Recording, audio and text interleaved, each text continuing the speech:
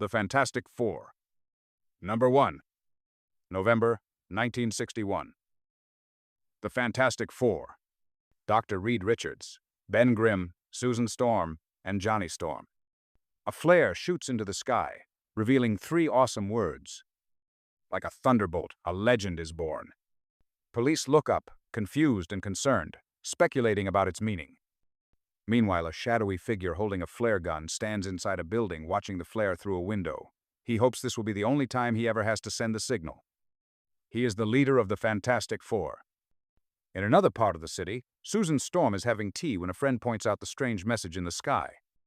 Realizing it's a signal, Susan silently vows to follow through on her promise and fades from view, becoming invisible. Her friend turns in surprise, finding Susan gone. Susan, now unseen, says it's time for the world to meet the Invisible Girl. As she moves through the streets, pedestrians react in confusion to her unseen presence. Susan hurries through, brushing past people as she goes. She enters a taxi, unnoticed by the driver, and tells him where to stop. As she leaves the cab, she thanks the driver and leaves money, shocking him as he hears her voice but sees no one. The taxi driver, stunned by the disembodied voice and floating money, panics, thinking he's hallucinating. He drives off shouting while Susan confirms to herself that her invisibility works and focuses on her next objective. Meanwhile, in another part of town, a large man argues with a clothing store clerk who doesn't have anything in his size. Frustrated, the man complains that the world is too small for him. When he sees the flare outside, he recognizes the signal and declares it's time. Startling the clerk, he tears off his coat, revealing his rocky, monstrous form. The clerk stammers in shock at the man's massive size and transformation. Ben, now revealed as the Thing, expresses relief at shedding his tight disguise. The Thing smashes through a narrow doorway, frustrated that buildings aren't made to accommodate his size. Bystanders scream in fear, calling him a monster. Police officers nearby spot him, with one drawing his weapon, unsure what they're dealing with. A shot is fired, but misses due to the officers' nerves. Ben warns them and retaliates, tearing a manhole cover from the street with his bare hands, astonishing onlookers. He jumps down into the sewers. Thinking he must be near his destination, but finding no manhole above him to exit, he decides to take action. With brute force, he smashes upward through the street, breaking through the pavement in a shower of debris to make his own path forward. The Thing bursts up from underground through the street, flattening a car in the process. The driver is shocked, realizing the figure is alive. Ben scolds him for not stopping in time. Bystanders flee in panic, shouting that he's a Martian due to his size and appearance. Minutes later, a police riot squad arrives, but the area is deserted. Officers are puzzled, unsure who sent the alarm or what's going on. One officer suspects a connection between the sky message and monster sightings. Meanwhile, at a local service station, a blonde mechanic named Johnny works on a car. Another worker comments on his skill, and Johnny responds that there's only one thing he cares about more than cars. No? Not that. Johnny's coworker points to the sky, noticing that the fiery words are now forming the number 4. Suddenly, Johnny starts radiating intense heat, alarming his friend. Calmly, Johnny tells him not to worry as flames engulf his body. He transforms into a blazing figure, announcing that this is what he meant when he said there was something he cared about more than cars. He then emphasizes that statement by liquefying the customer's car they were both working on. He becomes the Human Torch and rockets into the sky, trailing fire like a meteor. Startled onlookers think they're seeing a comet until they realize it's something human. As Johnny flies through the sky as the Human Torch, the mayor of Central City declares an emergency and orders the National Guard be alerted. The federal government quickly responds, sending military jets to intercept the mysterious flaming object. Pilots are skeptical, until they see Johnny streaking through the sky. Despite Johnny's pleas for them to stay back, the planes engage. He tries not to damage them but burns several as they get too close. The pilots eject and parachute to safety. Suddenly, Johnny hears a distant sound. A missile locks onto him. He realizes it's a Hunter missile attracted to his heat signature. As it closes in, he panics, knowing it carries a nuclear warhead and he can't outrun it. As the missile nears Johnny, 2 long, stretchy arms reach from the rooftops and snatch the projectile, protecting him from danger. An arm hurls the missile far out to sea, where it safely explodes. But Johnny's flame fades completely, and he begins falling uncontrollably toward the city. Reed stretches down to catch him mid-air, reassuring him that he's safe now. Reed carries Johnny back inside the building to safety. But how did these 4 remarkable people come together? All of them answered his signal, and Reed declares they face a daunting mission ahead. The Fantastic Four is now united and ready. Let us recount how the Fantastic Four got their powers and how they came to be. Ben Grimm had initially opposed the spaceflight mission, worried they hadn't fully researched cosmic rays and their deadly effects. Reed insists the mission can't wait, or else rival nations might beat them to it. Sue challenges Ben's courage, calling him a coward if he refuses. Provoked, Ben angrily agrees to pilot the ship regardless of the risk. The four, Reed, Ben, Sue, and Johnny, race to the launch site. Sue reaffirms her commitment to Reed as his fiancé, and Johnny uses the rock-solid reasoning that he goes where his sister goes. With no time for clearance, they launch the spacecraft into orbit. As it climbs into space, Reed proudly notes the ship's performance, but Ben reminds them that cosmic rays are unpredictable and dangerous. The rocket climbs higher, entering the area of cosmic radiation. Reed urges everyone to brace themselves. Ben hears the radiation hitting the ship and shouts that he warned them. Reed realizes the shielding isn't strong enough to block the cosmic rays. Although they can't feel the rays directly, he explains they still have a powerful effect. Sue clutches her head in pain, overwhelmed by pressure. Reed admits Ben was right. They should have used better shielding. Johnny starts burning with intense heat, saying it feels like he's on fire. Ben, overwhelmed, says he can't control the ship anymore. His body is becoming too heavy to move. The spacecraft crashes back to Earth in a rough but survivable landing, its automatic pilot saving the crew.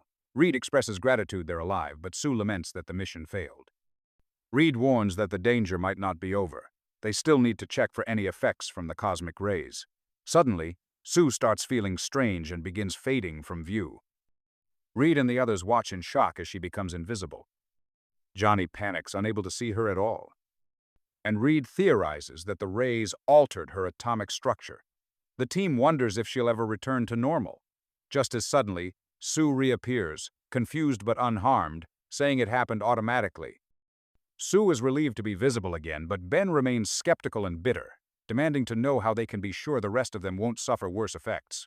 Reed tries to calm him, but Ben lashes out. As they argue, Ben begins to transform. His skin thickens and hardens into rock.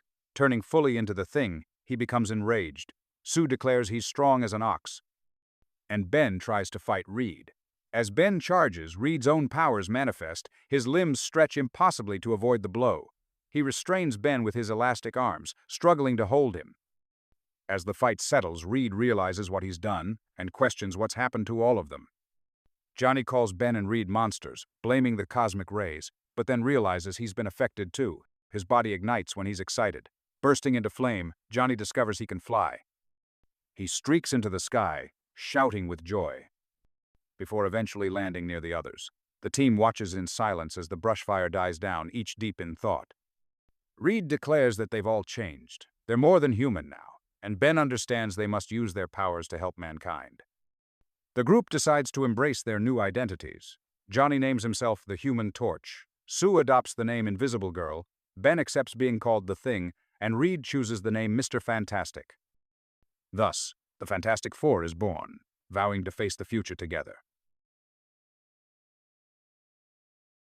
Our story resumes with Reed calling the group together to show them photographs, explaining their images of concern.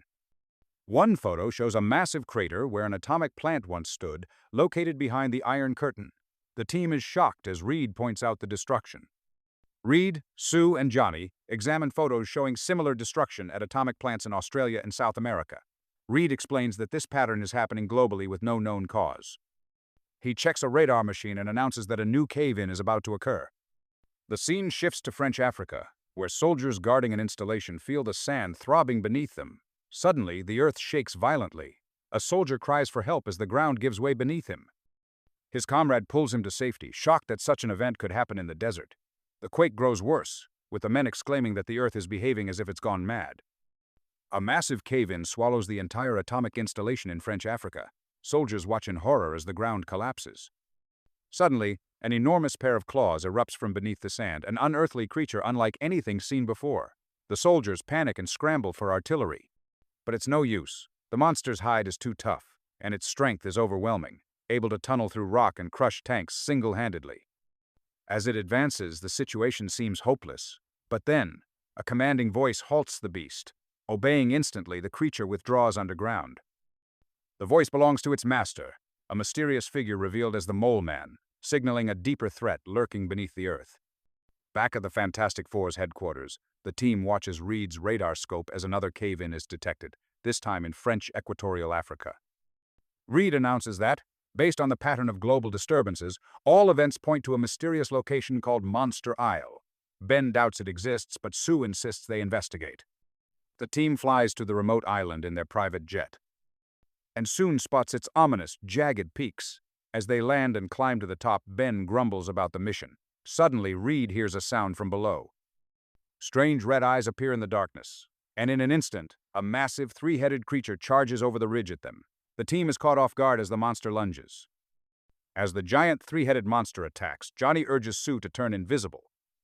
Confused by her sudden disappearance, the beast pauses in bewilderment. Reed seizes the moment, stretching his arm into a massive lasso and ensnaring the creature. He remarks that he'd heard rumors of such a guardian on Monster Isle, but not anymore. The monster crashes into the sea, which somehow incapacitates it. Before Reed and Johnny can recover, the ground beneath them collapses in a cave-in. They plummet through the rocky opening. Mid-fall, Reed stretches to grab Johnny and reassures him to hold on as he turns into a human parachute.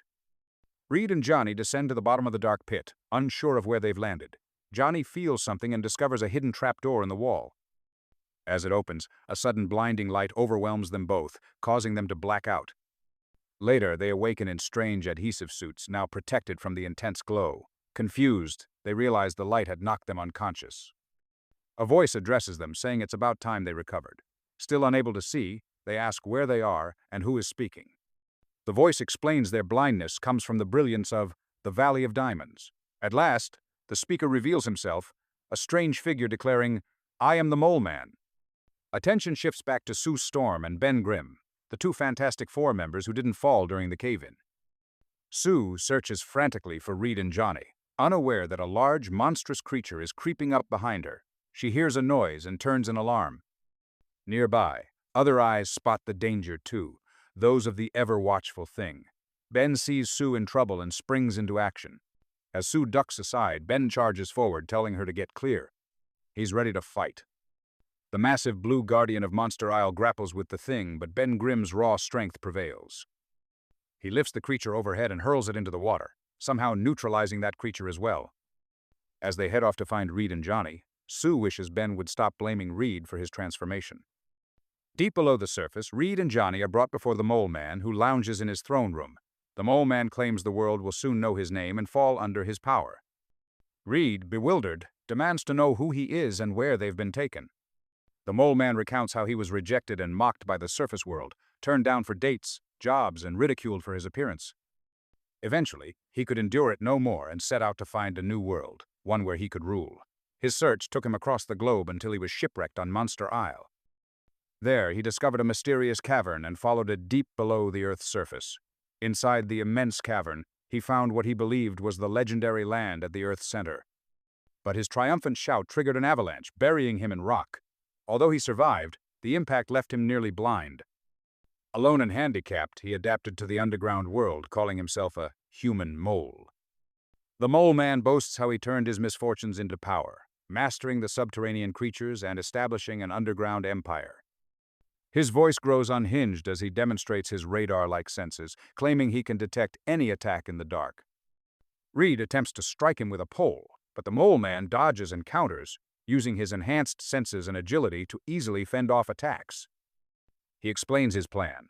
Every tunnel from his underground realm leads to a major city, and once all atomic plants are destroyed, his creatures will rise to annihilate the surface world. As he gives the command for his monsters to attack, the thing bursts in, ready to challenge him directly. As the Mole Man signals his beasts, the largest and most dangerous of his underground monsters emerges, its enormous bulk driven by blind fury. The Fantastic Four spring into action. Johnny bursts free from his protective suit, becoming the Human Torch once more, and circles the monster's head, evading its attempts to swat him down. Reed and Sue spot the Mole Man trying to flee. Sue alerts Reed, who quickly stretches out to stop the villain, determined not to let him escape. The Fantastic Four race upward toward the surface with the Mole Man in custody, but the villain yanks a signal cord, summoning his army of monstrous underground creatures. Roaring and charging, they fill the tunnels in pursuit. Acting quickly, the human torch streaks back and melts the ground behind him, triggering a rock slide that seals off the passage. The team escapes to daylight as the tunnel collapses, forever closing the Mole Man's domain. As they fly away, Mr. Fantastic explains he left the Mole Man behind, believing the villain destroyed the island and sealed himself in for good. The team reflects that perhaps the Mole Man will find peace underground, and hope they've seen the last of him.